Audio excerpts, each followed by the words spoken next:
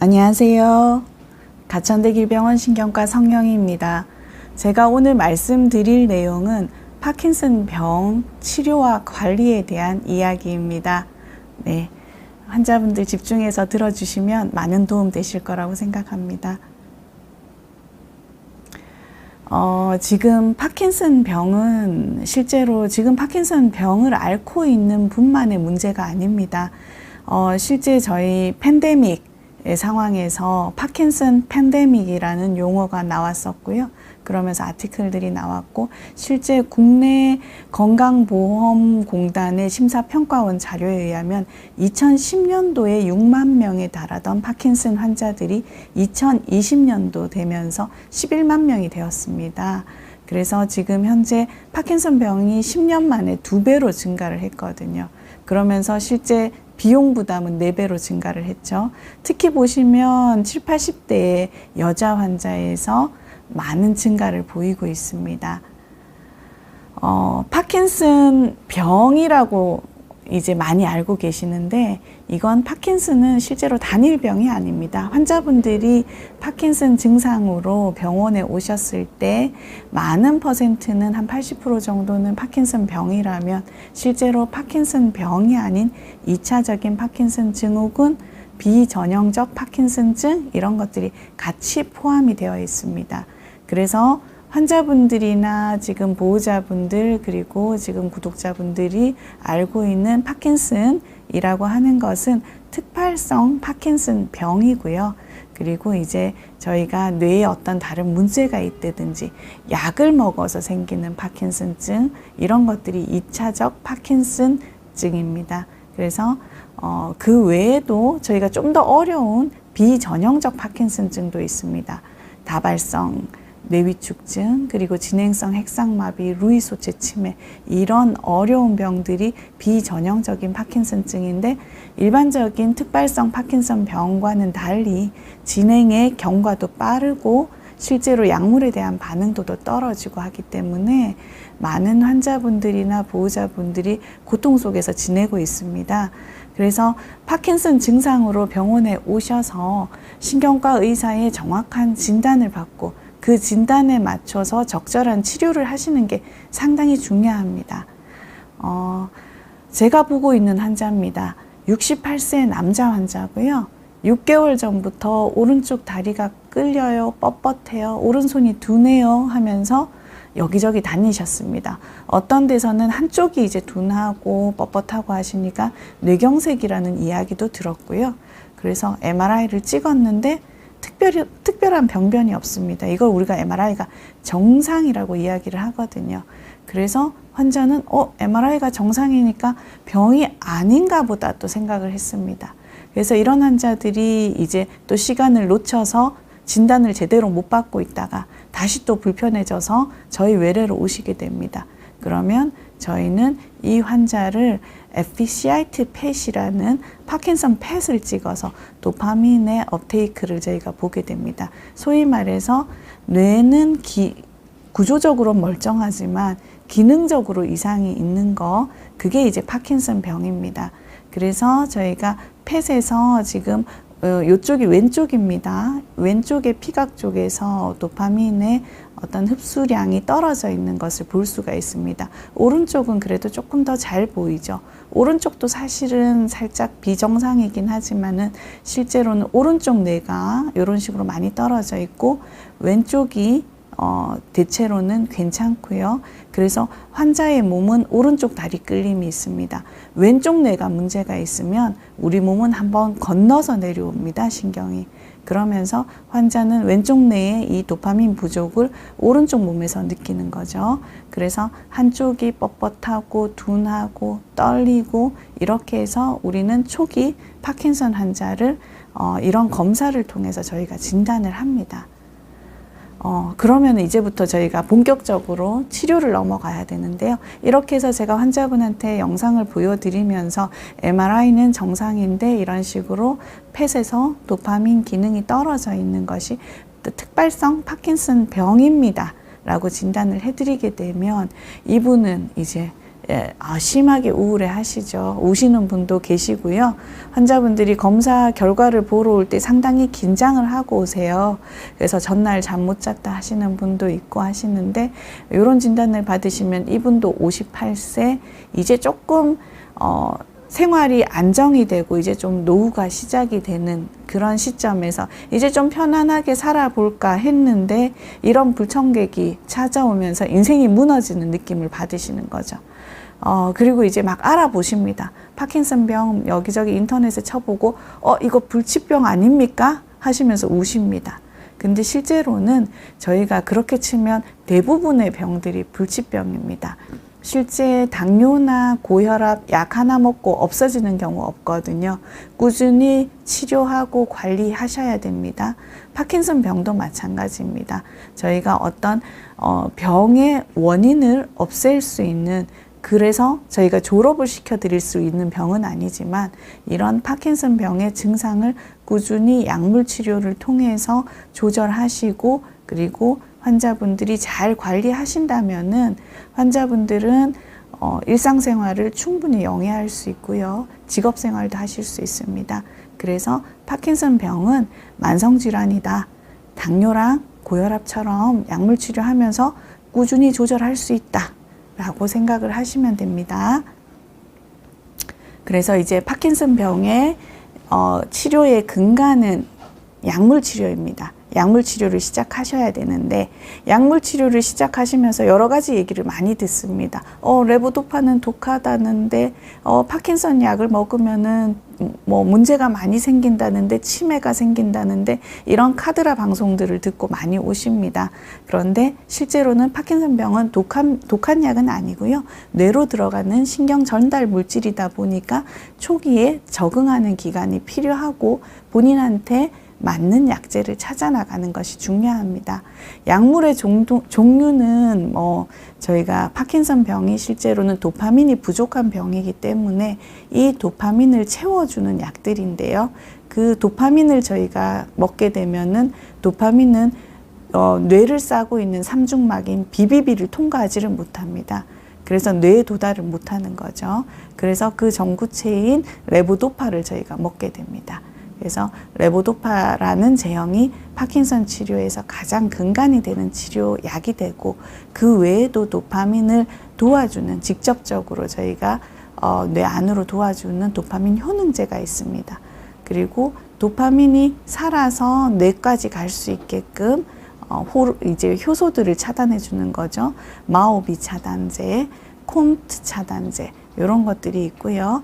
아만타딘, 항콜린제제, 이런 약제들이 있습니다. 실제로 한 4가지 약제들을 많이 쓰고요. 처음에 진단이 됐을 때는 3가지 약제를 많이 씁니다. 그래서 저희가 파킨슨 병의 약물 치료 약들을 조금씩 알아보겠습니다. 본인이 어떤 약을 쓰는지 정확히 아시는 게 상당히 중요하거든요. 그래서 제가 파킨슨 병은 뇌에서 도파민이 부족한 병이고, 이 도파민을 채워주는 게 가장 중요한 약물 치료라고 말씀을 드렸는데, 그 도파민의 전구체인 레보도파, 그게 파킨슨 약 중에서는 가장 많이 쓰이는 약입니다. 장점은 아무래도 가장 기능 개선, 파킨슨 증상을 개선시키는데 가장 효과적인 약은 레보도파입니다. 그리고 비용도 저렴하고요. 부작용도 적습니다. 그렇지만 또 이 약이 단점이 있습니다. 반감기가 짧아요. 그래서 처음에 약을 드시면은 3번을 저희가 드립니다. 약물 농도가 일정하게 몸에서 유지를 하려면 하루에 3번 정도 드셔야 되고, 약효 지속 시간이 짧기 때문에 이 반복적으로 움푹 들어오는 약 때문에 장기적으로 시간이 한 5년쯤 지나면서 한 50%의 환자분들은 운동 동요나 이상운동증 같은 약물이 부족해지는 증상들을 느낍니다.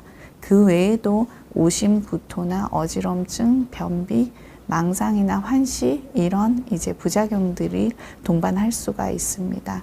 그래서 지금 저희가 프로킨이라는 약하고 명도파라는 약을 보통 많이 쓰고 있고요. 그리고 이제 스타레보는 제가 뒤에서 다시 한번 설명을 드리겠습니다. 얘는 단독 레보도파 제형은 아니고 콤트라는 물질이 실제로 결합이 되어 있습니다. 그 외에 저희가 두 번째로 많이 쓰는 게 도파민 효연제입니다. 도파민 효연제는 도파민 수용체에 직접적으로 작동을 하는 약입니다. 그래서 약효 지속 시간도 길고 운동 동요나 이상 운동증을 덜 유발한다고 되어 있습니다. 그래서 저희가 보통은 젊은 분들, 인지가 좋으신 분들, 이런 분들 초기에 저희가 많이 쓰는 약인데요. 부작용은 실제로는 레보도파에 비해서는 효과가 조금 덜하고 부작용은 더 흔한 것으로 되어 있습니다. 오심, 구토나 어지럼증, 부종 이런 것들이 흔하고요. 환자분들이 과도한 주간 졸림증을 호소하시는 경우들이 있습니다. 이게 실제로 졸리는 약은 아닌데 드시면 또 과도하게 졸리다는 분들이 있습니다.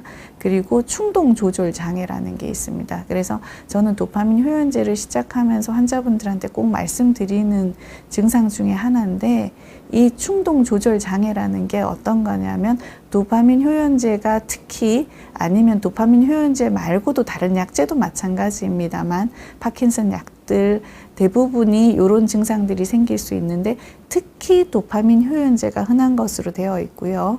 충동 조절 장애는 실제로 환자분들이 약을 먹으면서 성격이 조금 바뀝니다. 남자분들 같은 경우는 성적 욕구들이 좀 심해지는 경우들이 많고요. 도박을 환자들이 병적으로 한다든지 이런 증상들이 있고 여자분들 같은 경우는 쇼핑을 심하게 한다든지 이런 욕구들을 환자가 억제를 못 하세요. 병적으로 뭔가 환자의 성격이 달라졌거나 충동을 조절을 못 한다. 이러면 약효의 부작용이 아닌지 꼭 한번 생각을 해봐야 되고 전문의랑 상담을 받아 보셔야 됩니다. 그래서 저희가 쓰고 있는 파킨슨 약제 중에서 도파민 효연제는 지금은 이제 로피니롤 계열의 약과 프라미팩솔 계열의 약들이 두 가지가 주로 저희가 있고 로티고틴 패치도 있는데 이건 지금 희귀약품센터 정도에서 팔고 있습니다. 그리고 이런 약들은 다 일반형도 있고 서방형도 있습니다. 그러니까 서서히 풀리는 약제가 있어서 하루에 한 번 복용하도록 나와 있는 약도 있습니다. 그 외에 저희가 파킨슨 약물 중에서 첫 번째 치료로 환자들이 초기에 오셨을 때 쓰는 약 중에 한 가지가 마오비 차단제라는 겁니다. 마오비 차단제는 도파민의 분해를 억제하는 효과가 있고요. 예전 연구들을 보면 신경보호작용이나 이런 얘기들이 좀 있었어요. 그래서 이제 저희가 마오비라는 약들이 있고 요즘은 아질렉트라고 하는 라사질린 계열의 약들을 저희가 많이 쓰고 있고 최근에 나온 사피나마이드도 마오비 차단제이긴 한데 사피나마이드는 초기 환자보다는 진행된 환자들을 대상으로 나온 약이긴 합니다. 그리고 네 번째 약입니다. 파킨슨 약 중에서 콤트 억제제가 있습니다. 콤트 억제제는 실제 초기 환자보다는 조금 더 진행되어 있는 환자분들, 제가 환자분들이 약을 쓰면 50% 정도의 환자가 약 5년 정도 지나면서 약효 소진 증상을 겪게 된다고 말씀을 드렸어요. 그래서 약이 일정하게 유지가 되지 않고 환자들이 약 기운이 좀 빨리 빠진다든지 또 몸이 흔들린다든지 이런 운동 동요 증상들이 있을 수 있는데 이런 증상들을 개선시켜주는 효과가 있습니다. 그래서 조금 더 진행되어 있는 환자분들이 타겟이 되는 약이고 콤탄이라는 약이 있고요. 이게 실제로 포킨 계열의 약인 시네맥과 결합되어 있으면 지금 팔리고 있는 게 스타레보, 그 외에도 저희가 이제 다른 카피 약들도 많이 있고요. 이런 약들이 저희가 있습니다. 최근에 나온 콤트 억제제 온젠티스가 있습니다. 이 약은 이제 취침에 한번 먹는 약으로 나와 있는 콤트 억제제고요. 약효 소진이 있는 환자들한테서 도움이 될 수 있는 약입니다. 그 외에 저희가 써볼 수 있는 약은 아만타딘이라는 약이 있는데요. 아만타딘은 도파민 분비 촉진이나 활용도를 올려주는 약이고요. 이상운동증 환자들이 몸이 꼬인다든지 흔들릴 때 그런 증상들을 완화시켜주는 효과가 있습니다. 그리고 항콜린제제라고 파킨슨 떨림에 주로 특화되어 있는 약도 있습니다. 그런데 이런 약제들은 입마름도 심하고 인지장애나 소변장애 이런 부작용들이 있을 수가 있어요. 그래서 환자분들이 약의 효과도 정확히 알고 약의 부작용도 정확히 알고 그래서 본인이 쓰고 있는 약이 어떤 건지 보시고 또 본인이 쓰고 있는 약을 드시면서 불편한 점이 있으면 그런 것들을 다 기록하셔가지고 담당 선생님하고 상의하는 게 상당히 중요합니다. 저희가 진료 시간이 짧다 보니까 꼼꼼하게 하나하나 저희가 다 못 물어봐 드리는 그런 불편감이 있으실 것 같아요. 그래서 환자분들이 정확히 알고 본인의 어떤 증상들을 조금 더 짚어주시면 좀 더 치료하는 데 도움이 되지 않을까 싶습니다. 그래서 제가 앞에서도 말씀드렸지만 파킨슨 병은 초기에는 저희가 정구 증상부터 시작을 합니다. 냄새 못 맡고 변비 그리고 이제 수면장애, 렘 수면장애 이런 것들 저희가 정구 증상을 시작을 해서 환자가 증상이 생기면 떨리고 뻣뻣하고 느려져요 하면서 병원에 오세요. 그런데 처음에는 약을 쓰면은 저희가 약물 반응이 아주 좋죠. 그걸 저희가 허니문 피리어드라 그래서 신혼기라고 말씀드려요. 근데 한 5년 지나면서 요 신혼기가 서서히 이제 조금 끝나게 되죠. 그러면서 약효 소진이 생긴다든지 부작용이 생기면서 다시 한번 약을 저희가 이제 재정립을 해야 되는 시점들이 옵니다. 한 10년쯤 지나시면서 환자분들이 넘어지신다든지 이런 자세 불안정들이 생기고 20년 지나면 침상 생활을 하시고 실제로 치매로 고통받는 경우들도 많습니다. 그래서 파킨슨 병이 이런 식으로 진행이 되는 아주 다이나믹한 병이고 이 다이나믹한 시점에 맞춰서 환자분들은 적절한 치료를 받으셔야 됩니다. 실제로 저희가 파킨슨 병을 진단받고 5년이 경과된 환자 중에서 약물 조절이 잘 안 되는 운동 동요가 심하고 이상운동증이 심한 환자들, 이런 환자들은 약물만으로 한계가 있을 때 약물을 계속 유지하면서 하나의 축을 돌리면서 이 부족한 부분들을 수술이라는 한 축을 더 돌립니다. 그렇게 해서 두 가지를 이제 같이 치료받게끔 할 수 있습니다. 그래서 환자가 어떤 적응증이 된다면 뇌신부 자극술이나 이런 수술적인 치료도 같이 받으실 수 있고요. 그렇지만 이런 신부뇌 자극술은 치매나 우울증이 심각하신 분들은 받기가 힘들고 또 수술을 견딜 수 있는 그런 건강한 환자들한테 저희가 적응을 해볼 수가 있습니다. 그러면은 저희가 파킨슨을 진단을 받으셨다. 혹은 내가 파킨슨이 걱정이 된다. 이런 분들은 우리가 어떻게 관리를 해야 될까요? 저희가 일상생활에서 운동을 제가 환자분들한테 오시면은 운동 열심히 하세요. 이 얘기 정말 많이 드리거든요. 그래서 환자분들이 오해하시는 게 내가 밭에 나가서 텃밭도 가꾸고 오늘 왔다리 갔다리 일도 많이 했고 무거운 짐도 들었고 걸레질도 하셨고 이거 다 운동이라고 생각하시거든요. 근데 실제로 집안일은 노동이지 운동이 아닙니다. 우리가 일상생활을 하는 것은 실제로 생존용이거든요. 그래서 우리 몸이 에너지를 적게 써요. 그래서 저강도 활동을 주로 하게 되는데 이런 일상생활은 운동이 아니고요. 운동은 아주 적극적인 움직임입니다. 그래서 고강도 활동을 체계적으로 반복적으로 하셔야 되고요. 그래서 환자분들이 이런 운동을 꾸준히 하시면은 체력도 좋아지고 우울증도 좋아지고 낙상이나 골절 이런 위험들도 많이 떨어집니다. 그래서 움직인다고 다 운동 아니고 계획을 짜서 움직이시는 거 그런 거 저희가 추천드립니다. 실제로 파킨슨에서 운동 효과에 대한 것은 많은 연구들이 있습니다. 실제로 격렬한 운동들은 신경 보호 작용이 있다고 말하고 있습니다. 대표적으로 저희가 태극권 같이 내 몸을 천천히 조절하는 운동들 실제로 많이 도움이 되실 수가 있고요. 저항 운동 이런 것들도 저희가 파킨슨 TV에도 다 올렸었죠. 이런 것들이 대표적으로 도움되는 운동이고요. 트레드밀, 고강도 트레드밀 운동 같은 것들이 파킨슨 환자들한테 많이 도움이 될 수가 있습니다. 요가, 스트레칭, 체조 이런 것들 다 좋고요.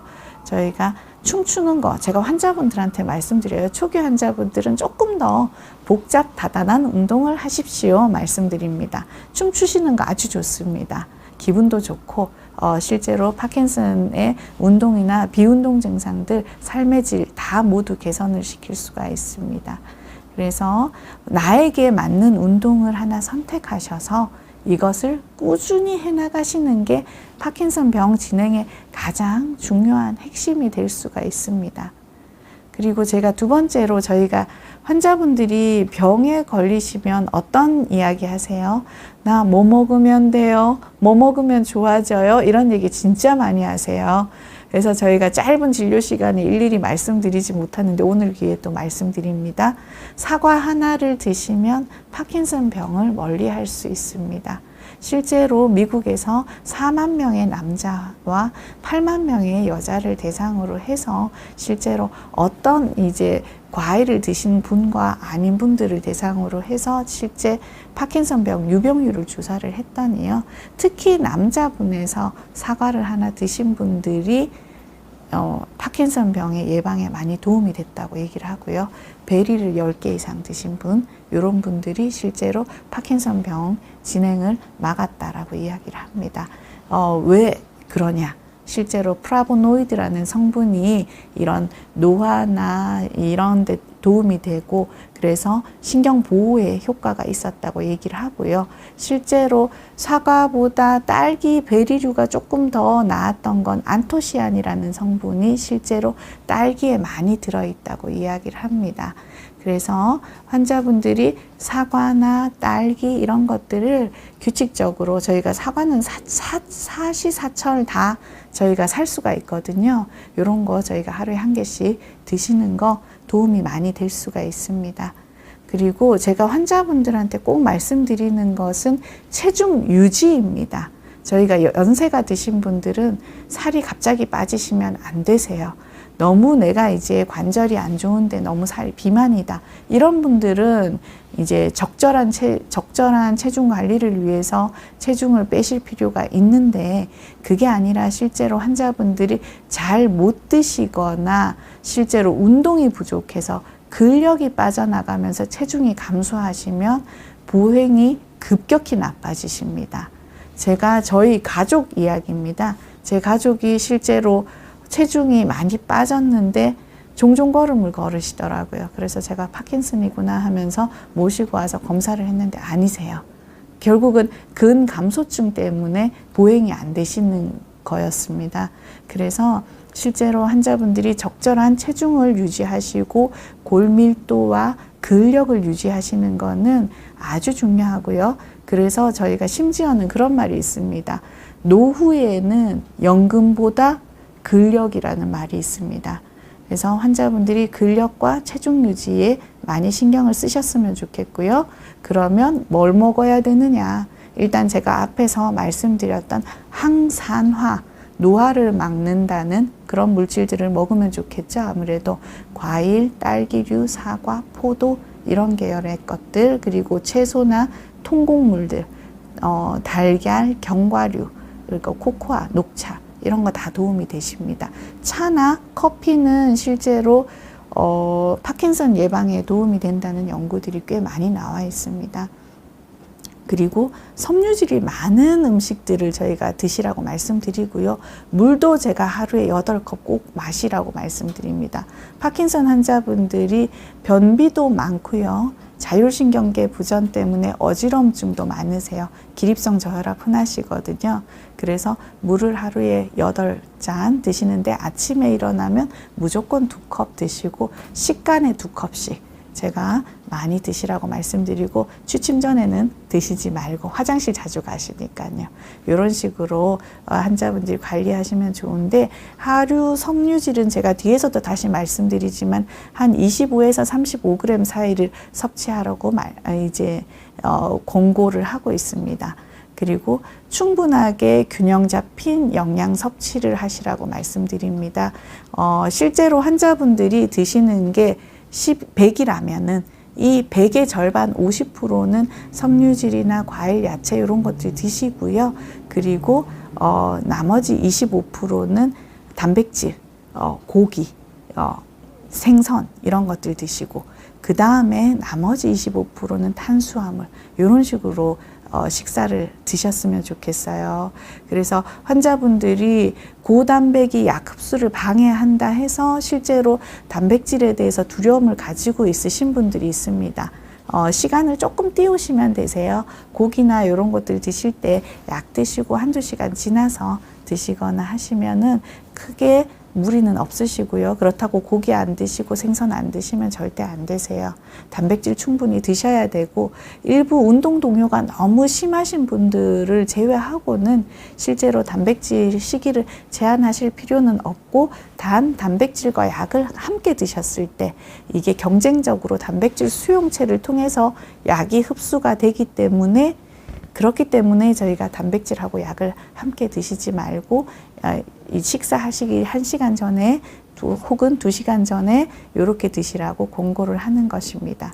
그리고 고지방 음식 같은 경우는 실제로 약 흡수를 방해를 할 수가 있는데 이 고지방이 위장관 움직임을 많이 떨어뜨립니다. 그런데 파킨슨 환자분도 느려지지만 장 운동도 느려지거든요. 그래서 변비가 기본값입니다. 예. 그래서 환자분들이 고지방 음식들을 먹으면 아무래도 장 운동이 더 느려지고 소화도 안 되고 변비도 심해지시겠죠. 이런 것들 주의하셔야 되고요. 그리고 제가 앞에서 섬유질을 25에서 35g 드시라 그랬는데 도대체 얼마 먹으라는 거야? 이런 생각 드실 것 같아요. 저희가 섬유질 3g을 적어 왔어요. 섬유질 3g을 하루에 한 8번 정도 드시면 대충 권고량에 해당이 되는데 섬유질 3g에 해당되는 게 검은 콩 4분의 1컵, 두유가 3컵이에요. 근데 무슨 베지미 파이버라 그래서 실제로 3g이 들어있는 두유가 있거든요. 그러면 그건 한 컵 드시면 3g에 해당이 되고요.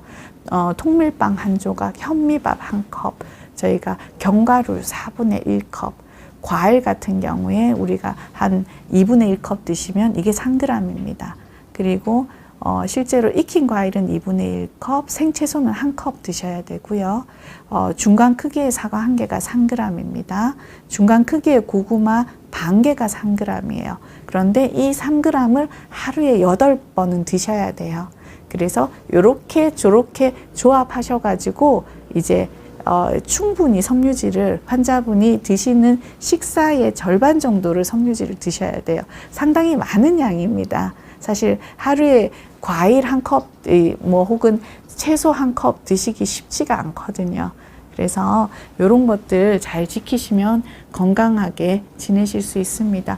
그 외에 환자분들이 단백질하고 철분 보충제 같이 먹으면 도파민 흡수를 방해한다는 얘기 제가 앞에서도 말씀드렸는데 공복에 약을 복용하시는 거 저희가 식전 1시간 전을 더 권합니다.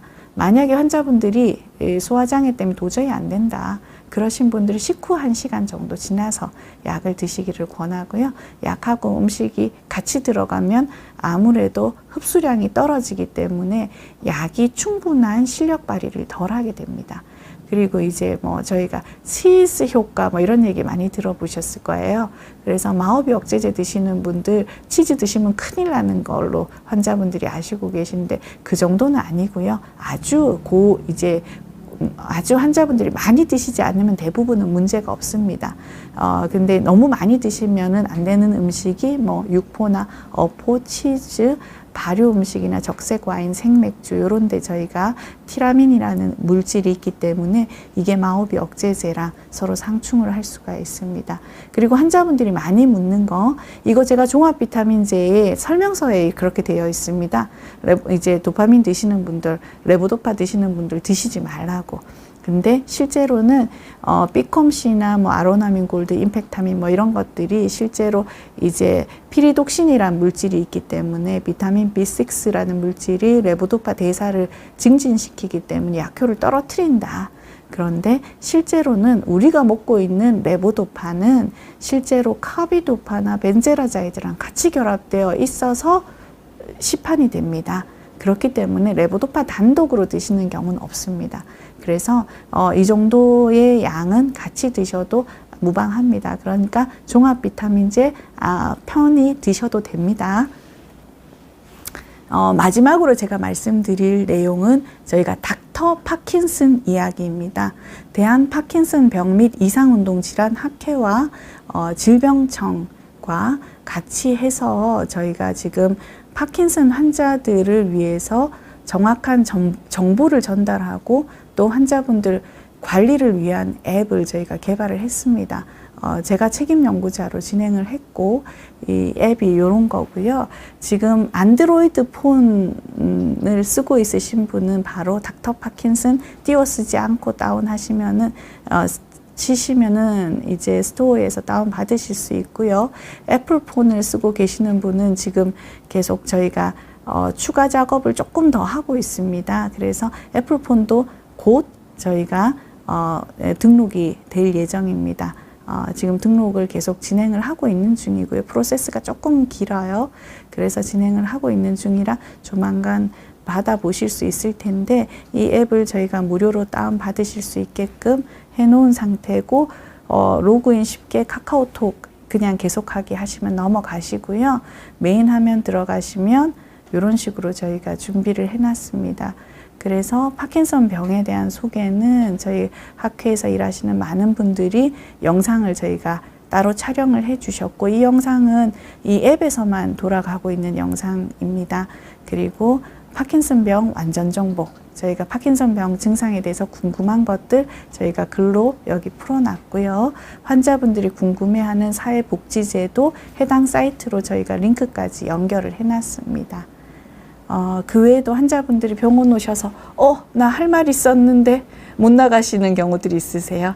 그런데 요거 환자분들이 보시면은 본인 증상들 기록하시고요.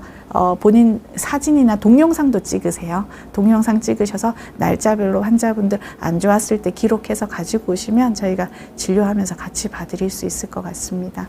그리고 제가 약물에 대해서 말씀 많이 드렸는데 약물에 대해서 저희가 약물을 저희가 소개하는 칸들 따로 만들어 놨습니다. 그리고 제가 사진뿐만 아니라 성분명 지금 시판되고 있는 약들 저희 상품명까지 다 적어 놨습니다. 그리고 환자분들한테 저희가 이런 약제 쓰지 마세요라고 얘기를 하는데 그런 것들이 대부분은 상품명이 아니라 성분명으로 저희가 말씀을 드릴 수밖에 없어서 환자분들이 직접 못 찾아보는데요. 주의해야 되는 약 앱을 보시면 앱에서 보시면 여기 검색하실 수 있어요. 약품 이름으로 검색하시면 제가 한 1000개 정도 저희 약을 저희가 상품명으로 넣어놨습니다. 그래서 환자분들이 검색하셔서 이게 내가 파킨슨 병하고 상충되는 약이 있는지를 직접 환자분들이 검색하실 수 있게끔 해놨습니다. 그리고 좀 더 환자분들 관리에 힘쓰시라고 약 먹는 시간뿐만 아니라 무슨 야외 활동이나 운동하세요. 이런 것들 환자분들이 미션을 본인이 직접 정하셔가지고 미션을 수행하시고 조금 더 뿌듯해 하시게 그리고 전문의 검색, 내 거리에서 가까운 전문의 순으로 쭉 검색이 되게끔 저희가 만들어 놨습니다. 환자분들한테 제가 말씀드리고 싶은 건 지피지기 100점 100승입니다. 파킨슨 병 잘 아시면 잘 치료받고 잘 관리하실 수 있습니다. 우리가 실제로 살다 보면 내가 어쩔 수 없는 상황에 놓이게 됩니다. 아무도 원치 않는 상황에 놓이게 되는데 그 상황에 놓였을 때 실제로 내가 어떤 선택을 하느냐에 따라서 결과값은 너무 달라집니다. 그래서 환자분들이 병을 진단받고 너무 낙담하시고 그 속에만 계시지 마시고 지금 할 수 있는 걸 찾아서 지금 할 수 있는 거 하시기를 저희가 추천드리고요. 그거 너무 중요합니다. 그리고 환자분들한테 꼭 말씀드리고 싶은 것은 빠른 길은 없습니다. 환자분들한테 요거하면 싹 나아요 하시는 분들은 그건 제가 진짜 하시지 말라고 말씀드리고 싶고요. 빠른 길 절대 없습니다. 바른 길로 꾸준히 마라톤 하시듯이 가십시오. 빠른 길로 가신다고 하시면 진짜 돈도 잃고 건강도 잃으실 수 있어요. 그래서 바른 길로 꾸준히 가시고 지금 할 수 있는 거 꾸준히 하셔서 삶의 루틴을 만드시길 권합니다. 예, 환자분들, 보호자분들 모두 파이팅입니다. 네, 제가 오늘 강의 내용은 여기까지고요. 많은 분들이 실제로 저희 질문을 올려주셨어요. 이렇게 관심 가지고 봐주셔서 감사합니다. 그쵸. 지금 스테판 씨인가요? 저는 남편이 파킨슨 병이 아닌가 싶어서 묻는데 63세고 제가 밖에 나가 있으면 다른 남자랑 데이트한다고 생각한다고, 자꾸 내가 돈을 숨긴다고 말한다. 그리고 화를 많이 낸다. 이게 파킨슨 병이 아니라 치매일 수도 있습니다. 파킨슨 환자분들은 실제로는 파킨슨 병과 관련되어 있는 치매는 루이소체 치매는 증상하고 1년 이내에 빨리 오기도 하지만 대부분 파킨슨에 의한 파킨슨 치매는 파킨슨 진단받고 한 8년 정도 경과한 후에 심하게 나빠지는 경우들이 많고요. 초기에 인지장애가 이런 식으로 망상이나 이런 것까지 오는 경우는 조금 드물어요. 그래서 남편분은 인지검사나 이런 것들부터 먼저 하셨으면 좋겠어요. 그래서 꼭 신경과 가셔가지고요. 이런 증상들에 대해서 성격 변화나 지금 어떻게 보면 의처증처럼 어떤 망상도 있으시거든요. 이런 부분들에 대해서는 꼭 치료를 받으셨으면 좋겠어요. 그리고 이윤 선생님께서 MRI, CT, 피검사 어느 것으로 파킨슨 병을 진단받을 수 있나요? 제가 앞에서 말씀드렸다시피 실제로 일반적인 MRI에서는 파킨슨 병은 정상으로 나옵니다. CT도 마찬가지고요. 피검사, 실제로 이 피검사로 파킨슨 알 수가 없어요. 예, 그래서 저희가 이제 파킨슨 병은 도파민 기능을 보는 FCIT 펫이라는 것을 지금 국내에서 많이 하고요. 그래서 파킨슨 펫 검사를 하시면은 파킨슨 병에서 도파민의 소실들을 저희가 기저핵에서 어떻게 떨어져 있는지를 보실 수가 있습니다. 펫 검사를 추천드려요. 그리고 11번님께서 약을 먹다가 약 부작용이 생기는 경우도 있을까요? 예, 약 부작용 없는 경우 없습니다. 모든 약은 다 부작용이 있어요. 파킨슨 약도 신경 전달 물질이다 보니까 아무래도 초기에 이런 부작용들이 좀 더 도드라지게 나오는 경우들이 많습니다.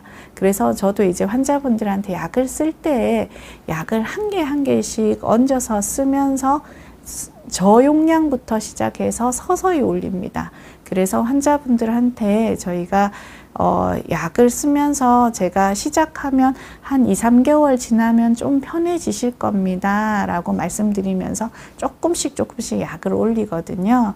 그래서 약물 부작용 때문에 그러는 거고, 파킨슨 약들은 대부분 신경 전달 물질이다 보니까 오심, 구토 뭐 이런 거부터 해서 정신 증상도 생기는 경우들이 있고, 어지럽고 제가 말씀드렸던 빨리 올라가면서 헛거를 보신다든지 혹은 충동 조절 장애, 이런 종류의 부작용들이, 다양한 부작용들이 있어서 약을 먹고 환자가 이상하면 당연히 이 부분에 있어서는 약을 처방해 주신 선생님과 상의를 하셔야 됩니다. 그리고 고고님께서 도파민 부족이 되면 기분도 나빠지나요? 너무 정확히 잘 말씀해 주셨어요. 도파민이 부족이 되면 기분이 나빠집니다. 파킨슨 환자분들은 우울증을 많이 앓으세요. 그래서 도파민을 저희가 쓰고 치료를 하시면 실제로 이런 우울감도 많이 개선이 되세요. 그래서 파킨슨 치료를 적절하게 하시면 일단은 우울증이 어느 정도 개선이 되고요.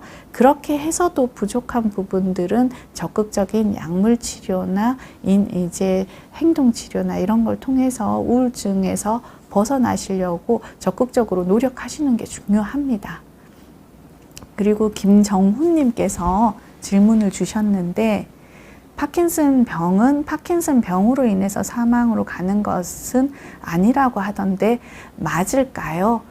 네, 맞으신 말씀 맞으시고요. 이게 실제로 파킨슨 병으로 사망하던 시절이 있었습니다. 레보도파가 생기기 전에는 그랬고요. 실제로 파킨슨 병 환자분들은 파킨슨 병으로 사망하신다기보다는 이런 합병증으로 환자분들이 움직이지 못하시게 되면 뭐 욕창이나 혹은 폐렴이나 이런 감염들이 많이 생깁니다. 삼킴장애 때문에도 사실 흡입성 폐렴이나 이런 것들이 많이 생기고요. 이런 것들로 인해서 사망에 이르게 되시는 경우들이 많고요. 실제로 지금은 약이 많이 좋아져서 파킨슨 병에 의해서 사망으로 이르는 것은 아니라고 말씀드릴 수 있습니다. 그리고 하트님께서 말씀 주셨는데, 파킨슨병 환자들에는 어떤 식이요법 좋은가요? 제가 앞에서 말씀드렸는데요. 파킨슨병 환자분들은 일단은 저희가 섬유질이 많이 들어있는 과일, 야채, 그리고 항산화의 어떤 그 가능성들이 있는 베리류나 사과, 요런 것들 저희가 많이 드시라고 말씀드렸고, 드시는 음식에 실제로 칼로리 한 절반 정도는 이런 식이섬유를 드시고요. 그리고 4분의 1 정도는 단백질, 뭐 고기나 생선 이런 것들 제가 드시라고 말씀드렸고, 나머지 4분의 1 정도는 탄수화물 드시는데, 탄수화물도 통곡물이나 이런 섬유질이 많이 포함되어 있는 거 드시라고 말씀드려요. 하얀 거가 별로 안 좋아요. 저희가 하얀 거라는 게 하얀 쌀밥, 그리고 하얀 밀가루, 하얀 설탕, 하얀 소금, 이런 것들이 환자분들 건강에 좋지 않습니다. 이건 파킨슨 병 환자에 국한된 게 아니라 저희가 누구나 늙어가잖아요. 그래서 나이가 들어가면서 퇴행성 질환이나 심혈관계 질환들을 겪게 되는데, 이런 병들에 다 이제 좋지 않은 습관입니다. 그래서 이런 것들 주의하시면 좋겠습니다. 그리고 이예니 님께서 파킨슨 병 약물도 내성이 생길 수 있나요? 라고 질문을 주셨어요. 그래서 파킨슨 병의 약물이 내성이 생깁니다. 앞에 말씀드렸던 내성이라는 게 파킨슨 약을 쓰면 한 5년 정도 저희가 신혼기라고 말씀을 드려요. 그래서 이 신혼기 동안은 저희가 우스갯소리로 약 냄새만 맡아도 좋아진다고 말씀드려요. 근데 실제로 환자분들 많이 괴로우시죠. 그런데 약물에 대한 효과도 계속 이어지고 다음 약 먹을 때까지 환자분은 불편감 없이 약을 드세요. 약이 연결이 된다고 말씀드립니다. 일정하게 약물 효과가 쭉 지속이 되는데, 한 5년 지나면서 한 50%의 환자들이 약하고 이제 문제가 생기세요. 약을 먹고 다음 약 먹기 전인데 환자가 약효 소진이 생겨서 몸이 무거워지는 걸 느낍니다. 그러니까 약 연결이 안 되는 거죠. 이런 것들이 약효 소진 증상이고, 약 기운이 좋을 때는 몸이 흔들린다든지 춤추듯이 몸이 이렇게 꼬이는 이상운동증, 이런 것들이 생기실 수가 있어요. 그게 이제 약물의 내성이라고 저희가 쉽게 말씀드릴 수가 있습니다. 그래서 우리가 운동 동요라고 말씀을 드려요. 왔다리 갔다리 한다는 거죠. 이상운동증이 생겼다가 약효 좋을 땐 이상운동 생겼다가 약효가 떨어지면은 약기운이 쑥 빠져서 못 움직였다가 이런 상태가 생길 수가 있고, 이러면은 저희가 다른 약제들, 조금 더 진행되어 있는 환자들을 타겟으로 한 약제들이 있습니다. 그런 약제들을 쓰고 약을 다시 한번 재정립을 하는 시간들을 갖게 됩니다. 그래도 안 되면은 신분해 자극술이나 이런 치료들도 해나갈 수가 있고요. 그래서 약물 내성은 분명히 오게 되어 있고, 이런 것들을 저희가 최소화하기 위해서 초기부터 약제를 적절하게 선정하고 약물의 용량을 저희가 적절하게 올리고 하는 것들이 가장 중요해서 저희가 신경과 전문의 선생님 만나서 제가 제대로 된 치료 받으시라고 말씀을 드리는 거고요. 이런 내성이 왔을 때도 저희가 적절히 치료를 하시면은 충분히 이런 기관들 이겨나가실 수 있습니다. 그리고 이제 그랜드 에포트님께서 알츠하이머 치매 치료약은 대략 언제쯤 나올까요? 하셨는데, 저희가 이제 파킨슨이랑 알츠하이머랑 헷갈리시죠? 예. 근데 알츠하이머 치료약은 저희가 잘 모르겠고요. 저희는 지금 파킨슨 말씀드리고 있습니다. 그래서 파킨슨 병하고 알츠하이머 병은 전혀 다른 병이거든요. 그래서 알츠하이머는 치매잖아요. 근데 파킨슨 병은 운동 증상이 일단 줍니다. 떨리고 느리고 둔해지고 뻣뻣해지고 이런 거가 주가 됩니다. 그래서 조금 다릅니다. 그리고 이원봉님께서 말씀 주셨어요. 파킨슨병 불치병인가요? 요새 현대의학으로 고칠 수 있나요? 이렇게 말씀 주셨는데, 파킨슨병 제가 불치병 아니라고 말씀드렸어요. 파킨슨병은 실제로 한 번에 없어지는 병은 아닙니다. 빠른 길은 없지만 바른 길은 있습니다. 천천히 꾸준히 환자분들이 약물 치료를 하면서 조절을 받는 만성질환입니다. 우리가 당뇨, 혈압처럼 약으로서 꾸준히 조절을 하시고 일상생활 속에서 식이나 운동으로 관리를 해나가시면 좋은 상태로 오래오래 잘 지내실 수가 있습니다. 예, 그렇지만 더 근본적인 치료가 나오기를 저희도 고대하고 많은 연구들을 진행하고 있습니다. 그리고 해피투게더님께서 자전거 타는 거 어떤가요? 라이딩요. 예, 좋죠. 좋은 운동입니다. 저는 실제로 자전거는 너무너무 좋은 운동이고요. 바깥에서 하시면 더더욱 좋죠. 그런데 제가 초기 환자분들, 초기 파킨슨 환자분들은 자전거는 조금 더 단조로울 수가 있어요. 물론 바깥에서 타면 좀 달라지실 수 있는데, 실내 자전거 같은 반복적인 운동, 그리고 수영, 레일 왔다 갔다 하는 수영 같은 반복적인 운동보다는 조금 더 초기 환자분들은 격렬한 운동을 저희가 추천드려요. 댄스나 저희가 무슨 이제 조금 더 격렬하게 우리가 이제 러닝머신에서 격렬한 운동, 고강도 운동들을 더 저희가 추천을 해드리고요. 조금 진행되신 분들, 충분히 환자분들이 바깥에서 거동이 힘드신 분들 같은 경우는 이제 실내 자전거 같은 데서 이제 넘어지지 않으시니까 그런 데서 저희가 허벅지 근력 운동 하시는 거 도움이 되실 수가 있습니다. 그리고 켈리님께서 어머니가 먼 지방에 계시고 저는 서울에 있는데, 어머니 서울에 모시고 병원에 가는 게 좋을까요? 아니면 집 근처로 다니는 게 좋을까요? 하셨는데, 이게 저희가 이제 조금 조심스러운 부분들이 있습니다. 물론 서울에 좋은 병원들도 많고 훌륭한 교수진들이 많은데요. 이게 파킨슨 병이 실제로 저희가 만성질환이다 보니까 집 근처에서 좋은 선생님을 찾아서 다니는 게 좋습니다. 저희가 지방이라 하더라도 지방의 병원들이 있거든요. 그런 데도 저희가 파킨슨 전문의 선생님들이 계세요. 그래서 닥터 파킨슨 보시면 본인 거리에서 가까운 전문의들을 찾아보실 수가 있으세요. 그래서 환자분하고 거리도 맞고, 그리고 환자분하고 마음도 맞는 전문의 선생님하고 꾸준히 진료를 하시는 게 좋은데, 지방에서 몇 시간씩 올라오셔가지고 실제로 한 5분 진료 받고 가시고 하시면은 더더욱이나 환자분들이 관리가 안 되실 것 같거든요. 그리고 시간이 환자분이 진행이 되시면 보행이나 이런 데도 어려움이 있기 때문에 저는 가까운 데서 진료받기를 권해드립니다.